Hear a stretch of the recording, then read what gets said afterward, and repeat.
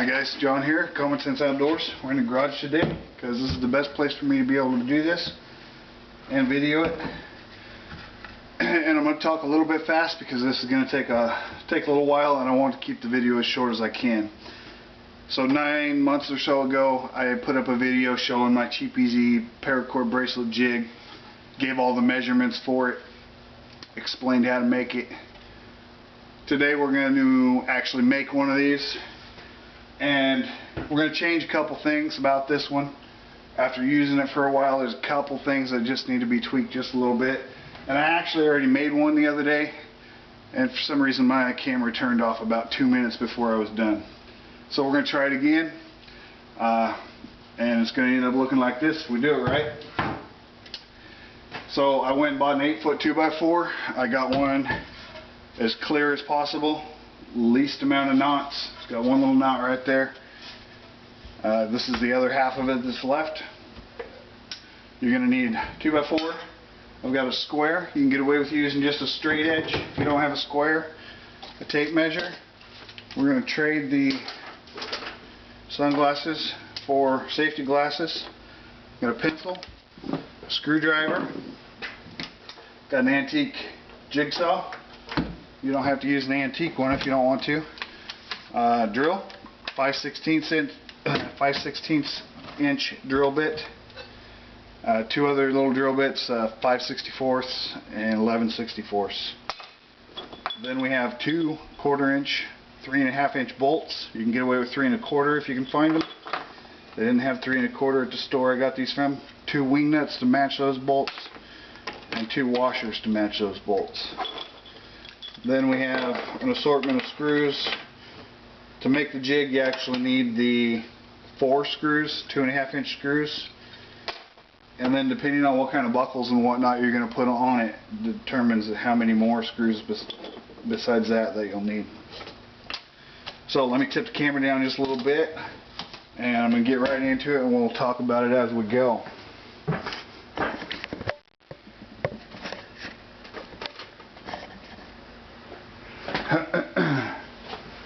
So we have 3 pieces to this. We have this small piece on the back, our back piece, our base piece, and our slide piece.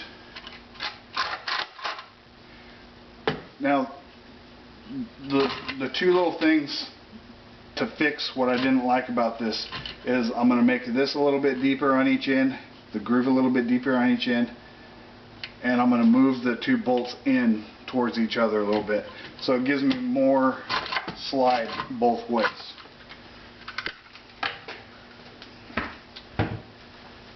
So our back piece is 5 inches. Now if you only have a straight edge, what you're going to want to do is put your tape measure right down the middle. So 5 inches. If I only had a straight edge, I'd mark 5 inches on both sides of the tape measure, and then I can just put my straight edge across those 2 marks and draw my line, and it would give me a square. With the square, you just put it on there, 1 mark. So that's 5 inches. Our slide board is 14 inches. So we're going to come down here to 19, adding that 5 on the top.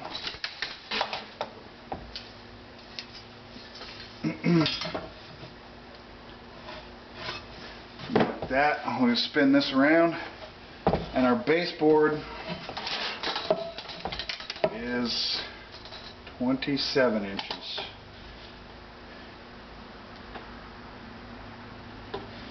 So that leaves 2 extra inches out of a 4-foot 2x4.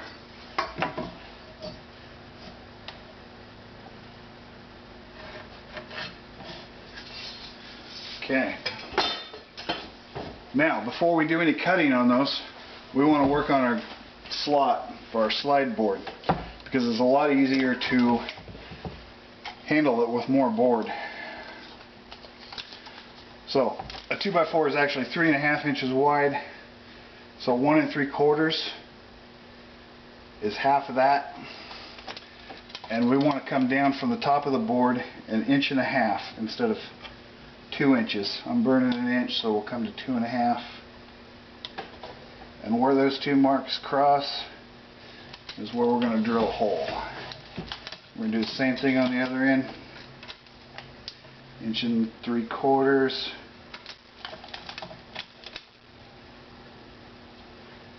1.5 inches from the end of the board.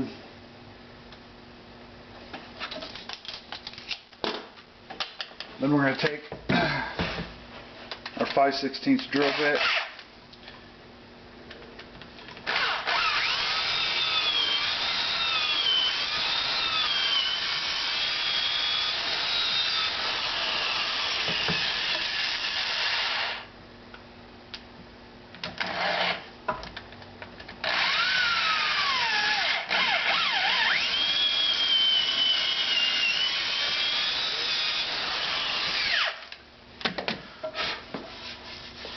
now what we want to do is take our straight edge again and put it up to the edge of our 2 holes.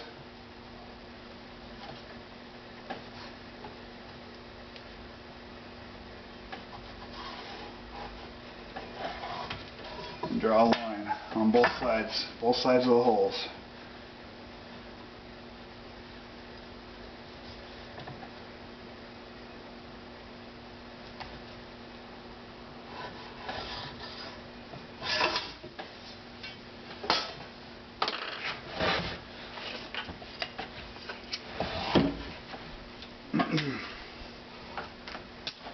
Then we take our jigsaw,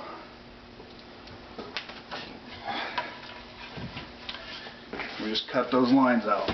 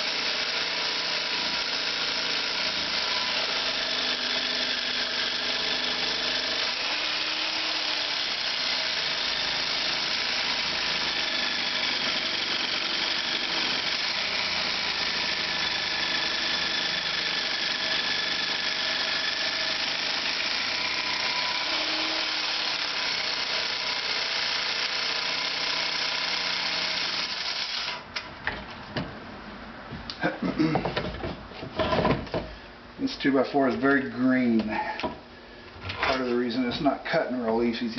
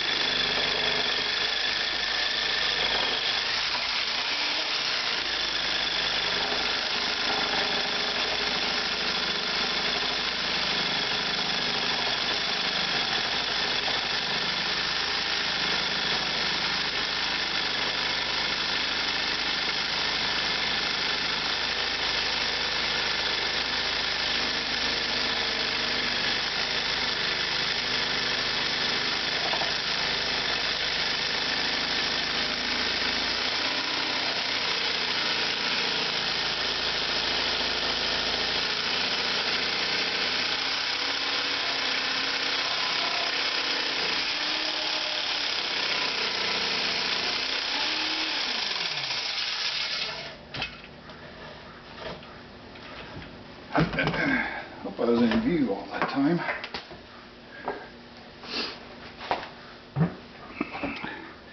You should have been able to see what was going on.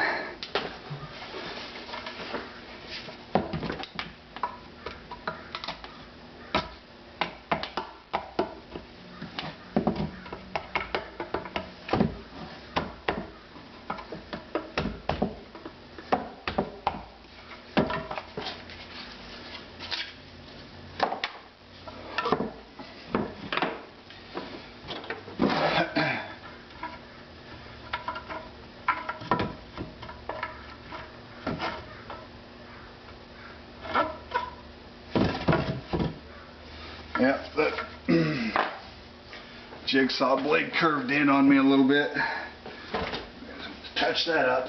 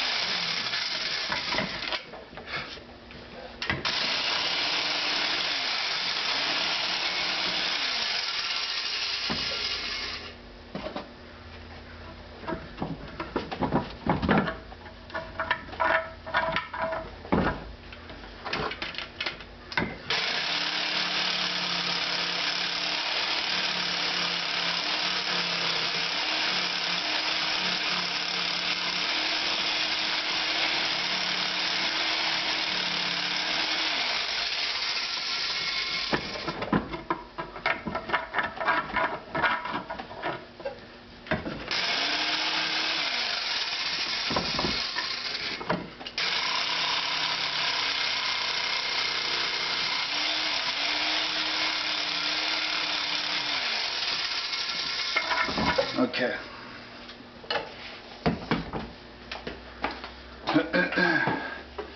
Now, before we cut those up, I'm going to take and plug in my drill.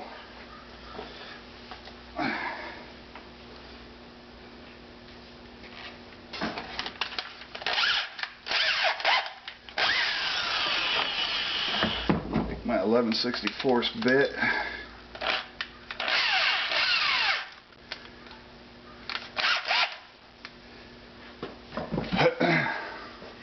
Put 4 holes in our back piece for screws.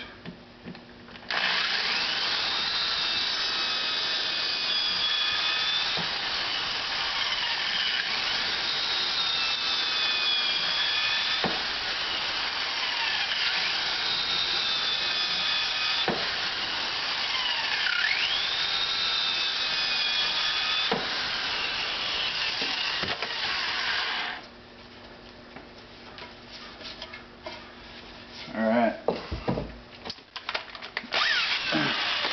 When I was telling you the things we were going to need to do this, I forgot I had the Skillsaw or circular saw down here. Go ahead and use that because it's going to be a whole lot faster than that jigsaw.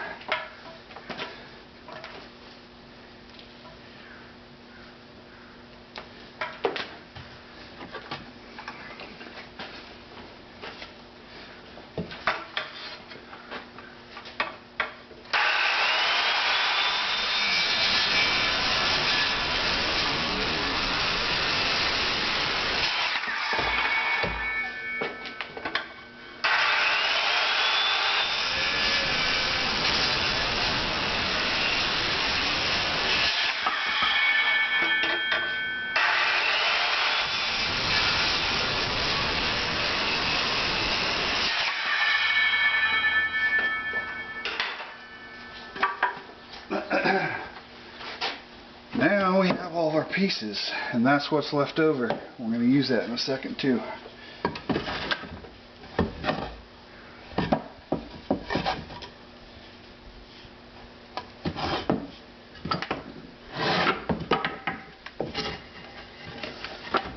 and put our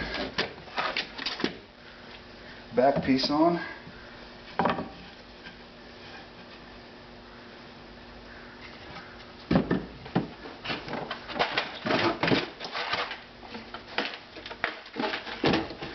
Should have had the bed out for that.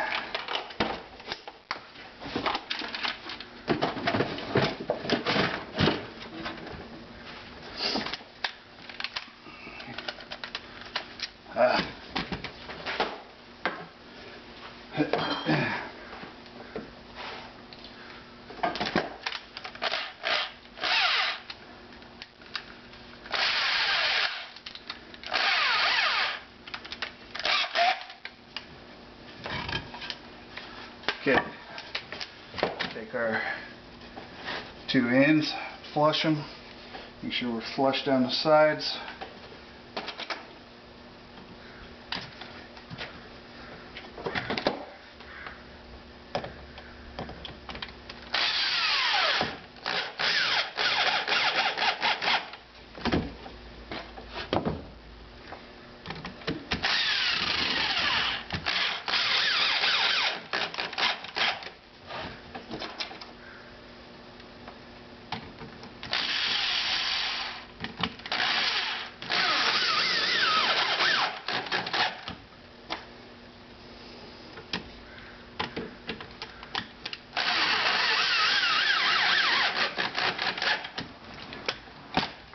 Okay.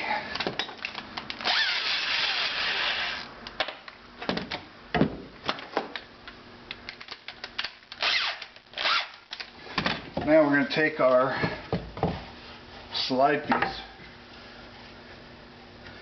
Now what I had said before on the first video I put out about this was you wanted your bolts 4 inches and 8 inches from the top. To get more slide action like I was talking about earlier, we're going to change that to 5 inches down. And put a mark at 5 inches and 7 inches. It gives us another inch each direction. So now we just flush up that piece. We take our bolt, put it right there next to that 5-inch mark. We take a hammer and give it a tap. We do the same thing at the 7-inch mark. Tap. Now when we move that away, we've got our 2 marks right where we want to drill for our bolts to go through.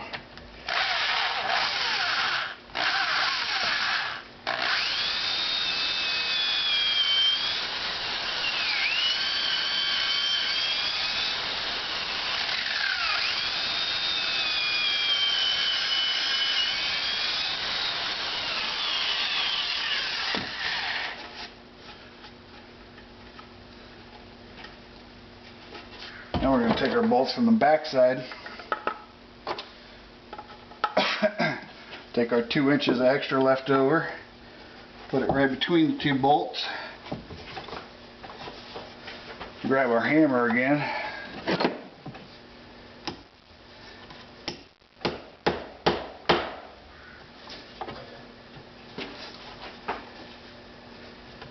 and just hammer the heads in until they're flush.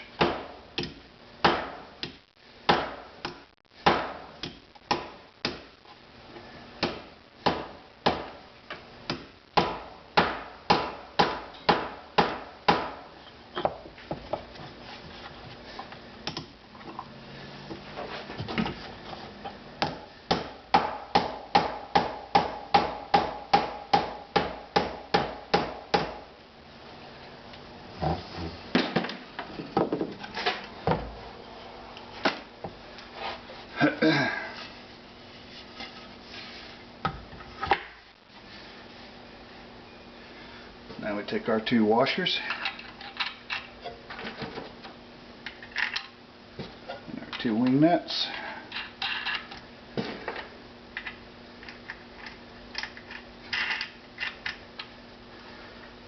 Alright, we have a working jig. Now we just have to figure out where to put our buckles and stuff.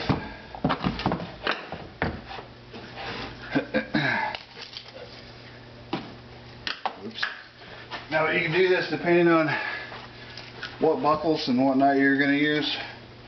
I know exactly what I want, so I'm just going to mark it out and do it.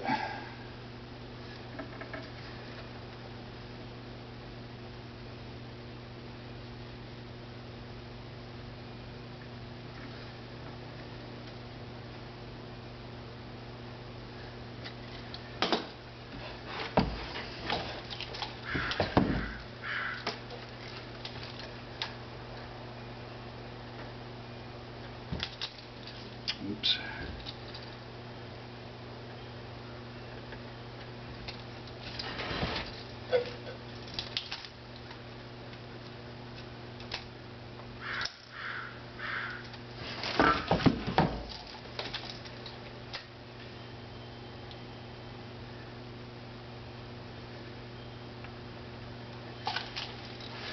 Okay, I'm going to switch to our 5/64 drill bit.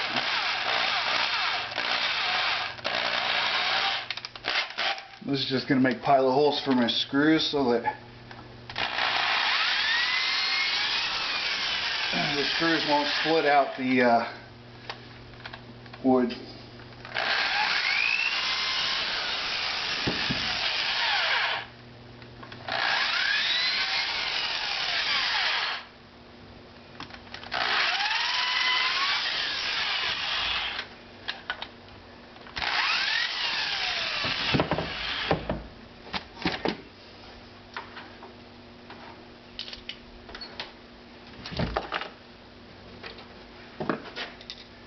So the first two sets, just get a sheetrock screw. These are 1.25 inches, I believe, sheetrock screws.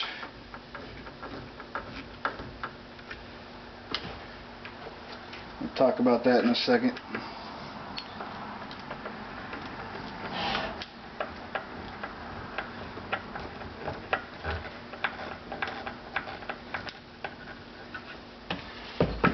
Okay.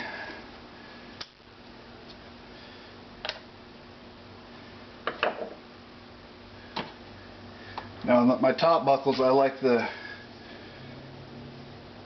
right here to be flush with the edge of the 2x4. In other words, just the prongs of the buckle sticking out past the 2x4. That's why I didn't drill this hole yet. I want to make sure I have it in the right spot.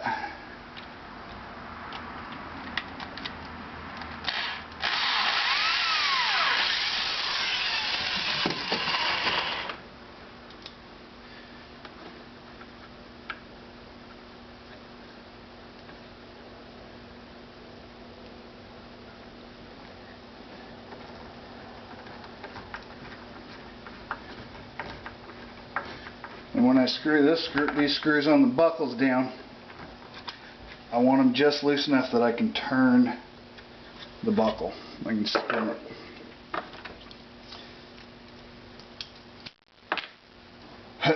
And on these are the new chrome plated metal buckles, and on them they're contoured, so they're a little harder to put on.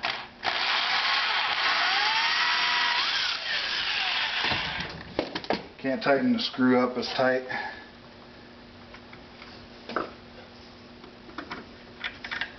Again, I'm coming out to the flush with the edge of the slider board with my buckle. And when I'm almost tight, I'm going to turn it around the opposite way and tighten it to where I can just barely move it. Then when I spin it out to use it, it'll actually flop a little bit until you get your project started. But that's why I leave them just loose enough I can move them, so I can, whichever one I'm not using, I can just spin it out of the way. And on the other end, I want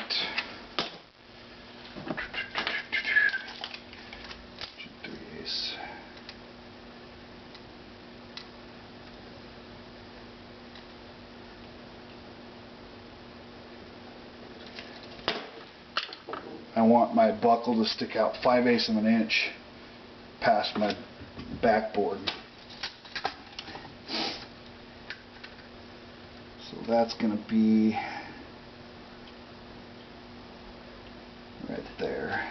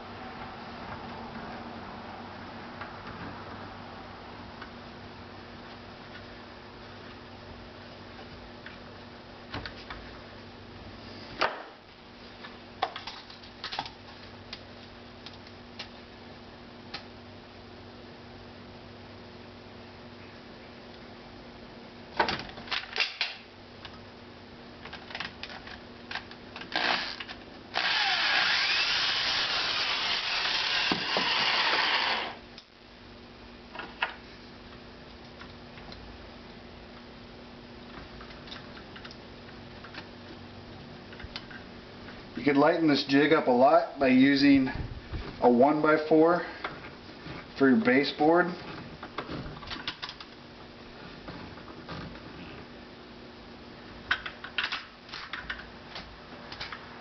But I'm going to show you something I'm about to do next, why I wouldn't do that.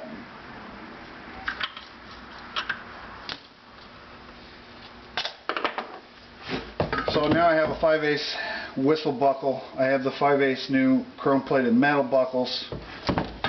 If we turn it over on the side, because it's not a 1x4 on the baseboard, this width is still really stable. I set this across from the couch to the coffee table usually when I'm using it, and it's stable that way because of the width here. So because of that, I can put the 3/8 contoured buckle on the side.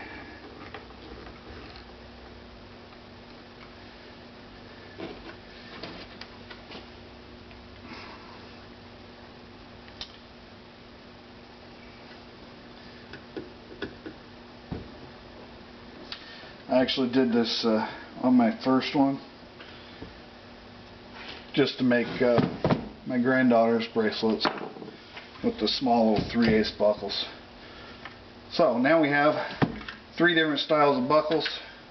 We can spin out whichever one out of the way we don't want to use, whichever one we are using.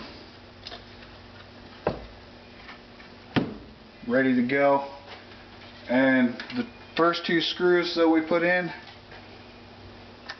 key ring, clip. Now we can make a keychain. If you want to do a project with some small carabiners or D-clips, use those. There's more options. You can make just about anything with this now. And because we came up another 1/2 inch on our slot on each end, and we moved our bolts closer together by 1 inch each way, now we have even more action. We can go shorter and we can go longer. So then all you have to do is take a known bracelet, clip it in,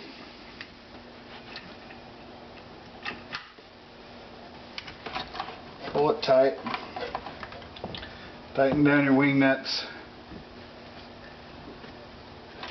Okay, now I know this is a 7 3/4 inch bracelet. In other words, for a 7 3/4 inch wrist.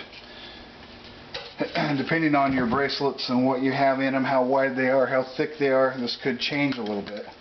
But a 7 3/4 inch wrist is a 9 inch bracelet. total length is actually 9 inches. I don't count the prongs on the inside because they don't matter. So about an inch and a half. 7 and a quarter, sorry. So I can't just measure out here and start marking 7 inches, 8 inches, because that's not going to figure out right once you actually make your paracord projects. If you're using them for bracelets, it actually has to be longer than the measurement you're trying to make it for. So I know I have a 7 3/4 inch wrist for this bracelet. What I would do is just mark a stationary mark on my slider board and then lay out my tape measure,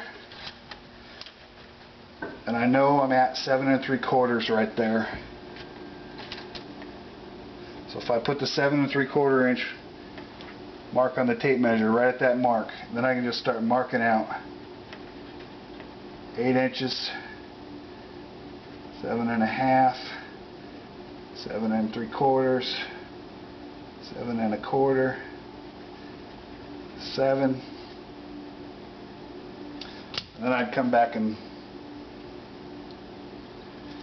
write what they are until it's marked out both directions as far as I want to go down and up. So guys, there you have it. My first video about this has gotten quite a few views and a few questions, so I thought I'd just go ahead and show you how to make it. The two little things I changed here makes a big difference, being able to go shorter and longer, and adding, you know, I have 1 2 3 4, and I can switch what I'm making up here with all kinds of different options between key rings and D-clips and claw clips. I can make everything I need to make pretty much with this jig. I won't be selling these at all, so don't bother asking about that. It would be ridiculous for me to sell them when you can make it yourself in a half an hour. Now the 2x4, 2 bolts, 2 washers, 2 wing nuts. Okay, everything not counting the buckles. This cost me $3.04 to make. You know, it would cost me probably $12 to $15 in packaging and shipping to send them out.